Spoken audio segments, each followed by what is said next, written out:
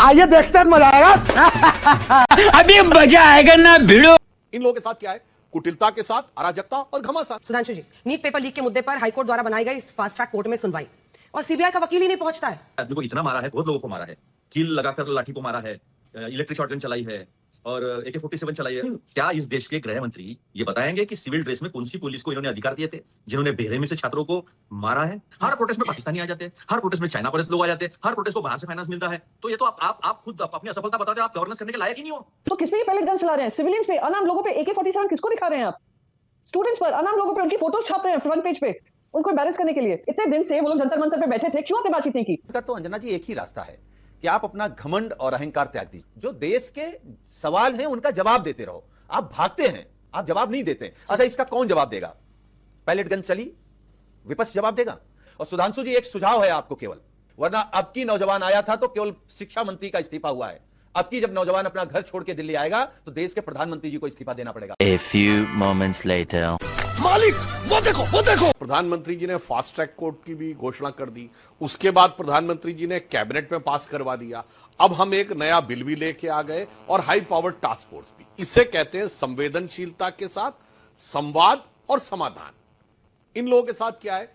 कुटिलता के साथ अराजकता और घमासान। क्या बोला तूने? आज तक किसी विपक्षी दल ने इस मुद्दे के ऊपर एकजुट होकर एक प्रस्ताव नहीं दिया है।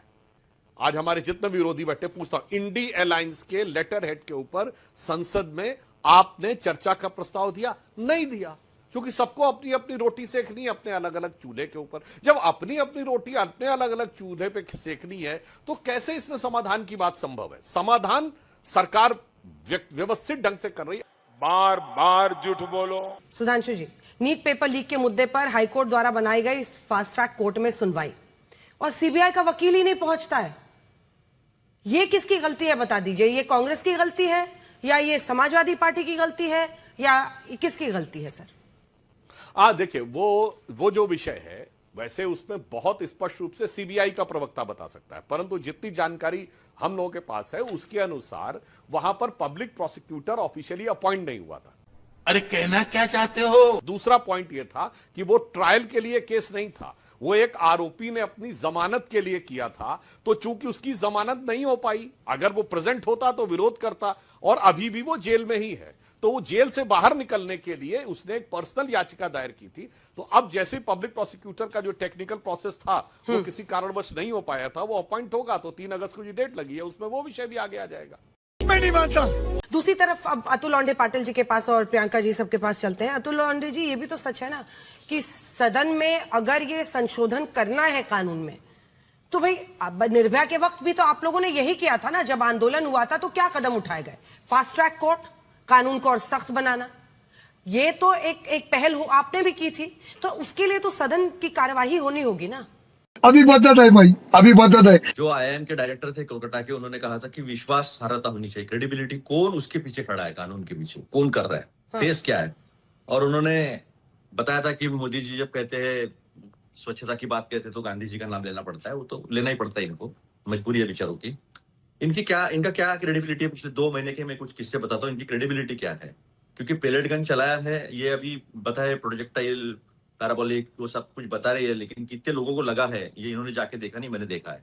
यही नहीं, अभी और सुनिए। एक ही आदमी को इतना मारा है, बहुत लोगों को मारा है, कील लगाकर लाठी को मारा है, इलेक्ट्रिक शॉटगन चलाई है और AK-47 चलाई है। अभी मैं देखा था आपके यहाँ नीचे चल रहा था कि हवा में फायरिंग किया है। मैं देखा नहीं कभी इसे नीचे टारगेट करके हवा में फायरिंग किया AK-47 का। और वो संबित पात्रा जी, वो बवासीर के डॉक्टर, वो तो कह रहे थे कि AK-47 से गोली ही नहीं चलती। ये क्या है? तो ठीक है, राहुल गांधी को गाली देकर इनको बहुत खुशी मिलती है, तो इनकी खुशी इनके पास रहे। लेकिन मुझे एक बताइए, शिक्षा सचिव इन्होंने बदले, कौन से शिक्षा सचिव को लेकर आए? वो गंगवार को, जिसने खीरे में 1.25 करोड़ की सब्सिडी जो है खुद को ही दे दी। SIT इन्होंने अपॉइंट की थी अयोध्या चढ़ावा चोरी में, और उसमें जो SIT का प्रमुख था, बोला दूध का दूध, पानी का पानी हो जाएगा। और कौन है? विजय विश्वास पंत, जिसके ऊपर खुद के ऊपर 420 का गुना दाखिल है। एक लाया था बजरंग लाल बागरा, नालको का CMD था, उसके ऊपर CVC ने उसको क्लियरेंस नहीं दिया, लेकिन उसको वहां पर महासचिव बना के लाया। तो इन्होंने जो भी काम किए हैं, इसके पहले का भी कानून बड़ा सख्त था, और सख्त कानून में इन्होंने संजय मुखिया को छोड़ दिया।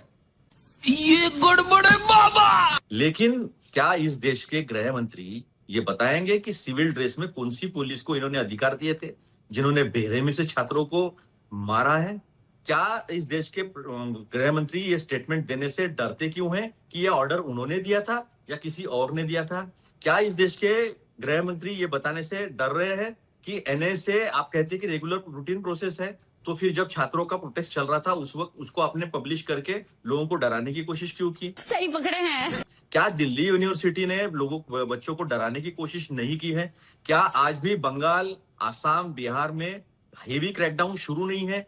जिस तरह से लोगों को उठाया जा रहा है, अभी तो सीजेपी के लोग ही कह रहे हैं कि निजी केसेस भी जो है, निजी एफआईआर भी जो है वो डालकर लोगों को डराया जा रहा है। तो सबसे पहले देश के गृह मंत्री आए, विश्वास दे इस देश के स्टूडेंट्स को, युवाओं को कि नहीं, हमने जो वायदा किया है कि आपको हम कोई एफआईआर नहीं होगा, सारे एफआईआर वापस लेंगे, किसी भी प्रोटेस्टर के ऊपर कोई कार्रवाई नहीं होगी। और हर प्रोटेस्ट में, एक ही मिनट अंजना जी, हर प्रोटेस्ट में पाकिस्तानी आ जाते हैं, हर प्रोटेस्ट में चाइना परस्त लोग आ जाते हैं, हर प्रोटेस्ट को बाहर से फाइनेंस मिलता है।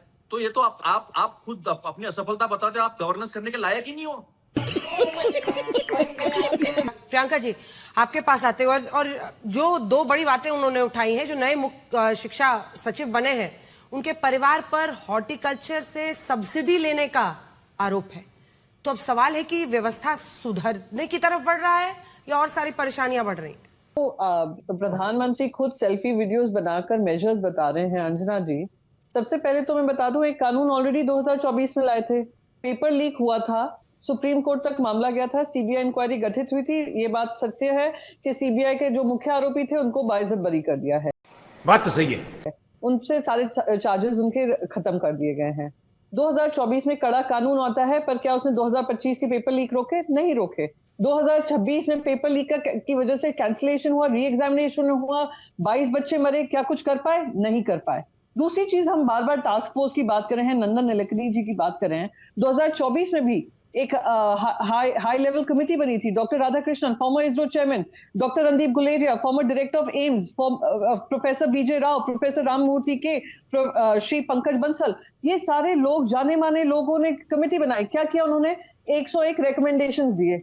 आप उसमें से बताइए, सब धूल चाट रहे हैं, कोई भी रिकमेंडेशन का लागू नहीं किया गया।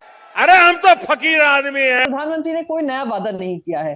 जो ये कह रहे हैं संसद का विरोध हो रहा है, 2024 में इलेक्शन से बस पहले ही ये बिल आया गया था।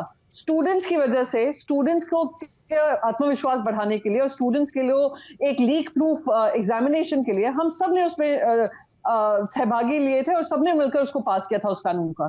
क्या हुआ? इम्प्लीमेंटेशन हुआ? यही नहीं, अभी और सुनिए। तो किस पे ये पैलेट गन चला रहे हैं? सिविलियंस पे, अनाम लोगों पे AK-47 किसको दिखा रहे हैं आप? स्टूडेंट्स पर, अनाम लोगों पे उनकी फोटोज छाप रहे हैं फ्रंट पेज पे, उनको एम्बैरेस करने के लिए।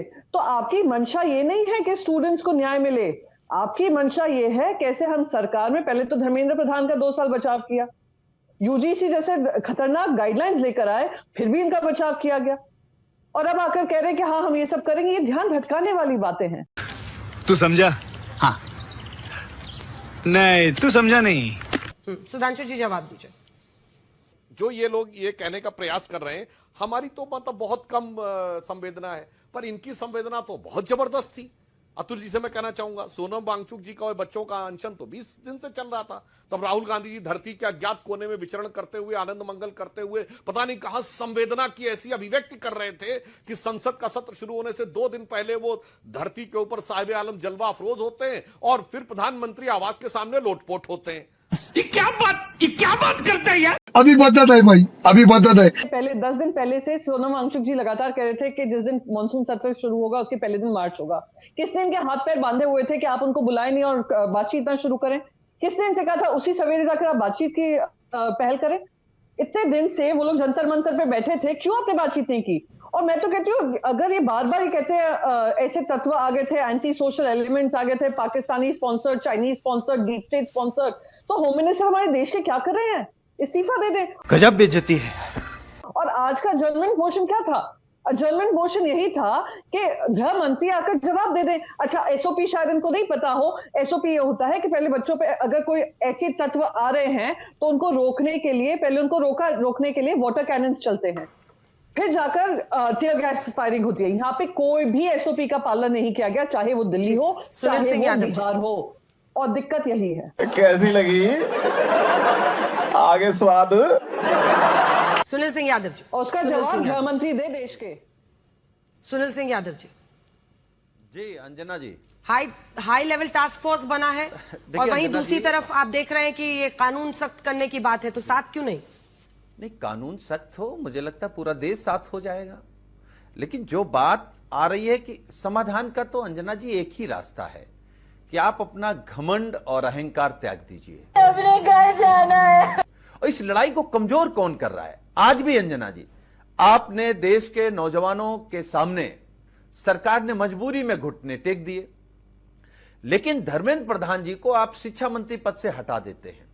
लेकिन जब आज वो पार्लियामेंट में आते हैं तो जिस तरीके का आप वेलकम कर रहे हैं उनको, तो क्या उन करोड़ों नौजवानों को चिढ़ा नहीं रहे हैं आप? क्या बात, ये बात है। अपनी मंशा नहीं जाहिर कर रहे हैं कि हमारी मजबूरी इसलिए हमने हटा दिया, हमारा प्रेम और हमारे आइडियल अभी धर्मेंद्र प्रधान जी हैं, हमारे काम वही रहेंगे, पेपर लीक होगा, भ्रष्टाचार होगा, हम शिक्षा नीति की ऐसी की तैसी करेंगे, यही तो कहना चाह रहे हैं आप?